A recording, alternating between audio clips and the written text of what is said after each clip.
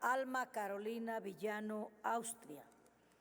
Del Partido Revolucionario Institucional, en contra, hasta por 5 minutos.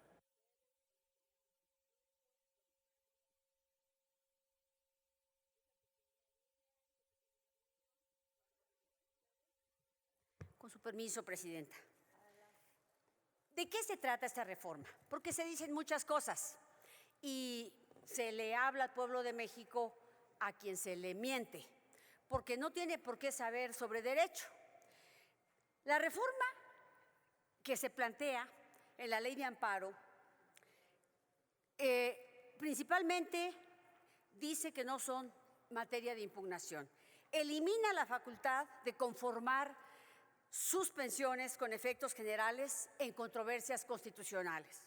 Plantea que las controversias constitucionales no procedan contra las reformas a la propia Constitución. Plantea que la suspensión no procede en acciones de inconstitucionalidad y controversias constitucionales. ¿Por qué es un retroceso? Es un retroceso porque hay restricción de suspensión con efectos generales. ¿Qué significa esto? Se establece que en los juicios de amparo sobre inconstitucionalidad de normas generales, las sentencias no tendrán efectos generales.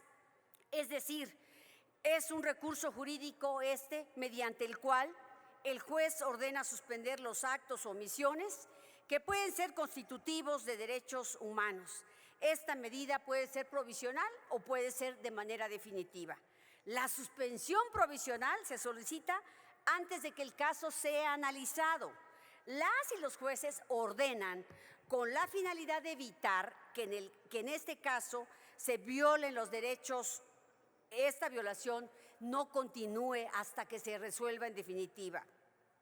La suspensión definitiva se emite cuando ya existe un estudio de fondo y se determina que los actos u omisiones constitutivas de violación de derechos humanos debe ser eliminada. Con la reforma constitucional que se hizo en 2011, que ha sido la más trascendente que hemos tenido en estos últimos años, se amplió enormemente el marco de protección de amparo y se incorporó el principio con efectos generales. Esto establece que en caso de derechos colectivos, si un amparo deja ver que se violan derechos, la suspensión aplica a todas las personas afectadas. ¿Qué va a pasar ahora? Cada quien tiene que promover su amparo. Será más costoso, sobre todo para la gente pobre.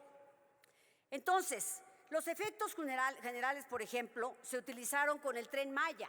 Una persona consideró que el Tren Maya violaba los derechos a un medio ambiente sano. El juez emitió una suspensión con efectos generales y prohibió la construcción del tren con el fin de proteger el medio ambiente para todas las personas y no solo para la persona que lo promovió. Esto molestó mucho al Ejecutivo y por eso hemos tenido esta reforma contra el Poder Judicial.